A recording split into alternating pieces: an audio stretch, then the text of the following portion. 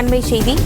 மதுரை இலங்கை அகதிகள் முகாமில் சுவர் இடிந்து விழுந்து உயிரிழந்த குழந்தைக்கு ரூபாய் 5 லட்சம் இழப்பீடு வழங்க உத்தரவிட்ட விவகாரம் குறித்து நீதிமன்ற உத்தரவை எதிர்த்து உயர்நீதிமன்ற மதுரை அமர்வில் தமிழக அரசு மேல்முறையீடு செய்திருக்கிறது.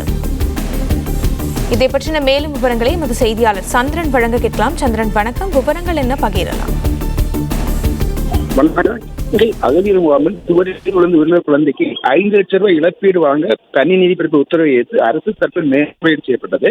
அந்த மேல்முறையீட்டு மனுவை ரூபாய் 5 தள்ளுபடி மனுக்களை உத்தரவிட்டுள்ளது. கள்ளக்குறிச்சி சட்டவிரோதமாக கள்ளச்சாரம் அருந்தி இறந்து போனவர்களுக்கு 10 லட்சம் இழப்பீடு கொடுக்க அரசு நிதி உள்ளது. ஆனால் சுவரிலிருந்து உயிரிழந்த சிறுமிக்கு இழப்பீடு கொடுக்காமல் மேல்முறையீடு செய்யப்பட்டுள்ளது.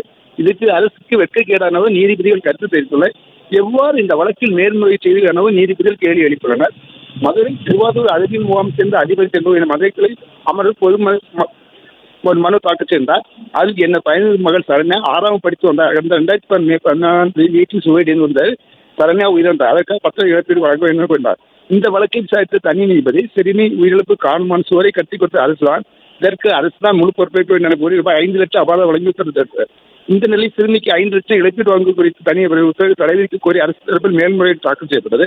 இந்த மனு விசாரித்த நீதிபதிகள் சுப்பிரமணியம் விக்ராய் கவரி அமர்வு கள்ளக்குறிச்சி சட்டவிரோதமாக கள்ளச்சாரம் இருந்து இறந்து போனவர்களுக்கு 10 லட்சம் ரூபாய் இழப்பீடு கொடுக்க அரசு நிதி உள்ளது. ஆனால் சுவரிலிருந்து உயிரிழந்த சிறுமிக்கு இழப்பீடு கொடுக்க முடியாமல் மேல்முறையீடு செய்யப்பட்டுள்ளது. அரசுக்கு வெட்கக்கேடானது.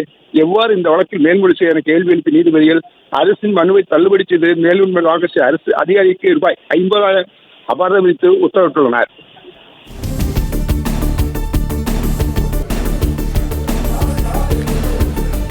விவரங்களை வழங்கியமைக்கு நன்றி சந்திரன்.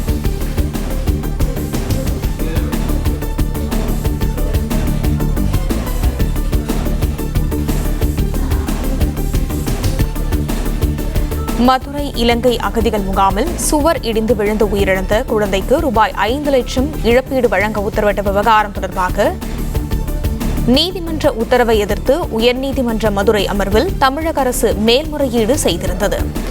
இந்நிலையில் மேல்முறையீட்டு வழக்கு தாக்கல் செய்து அரசுக்கு ரூபாய் 50,000 அபராதம் விதித்து உயர்நீதிமன்ற மதுரை அமர்வு உத்தரவு பிறப்பித்தது.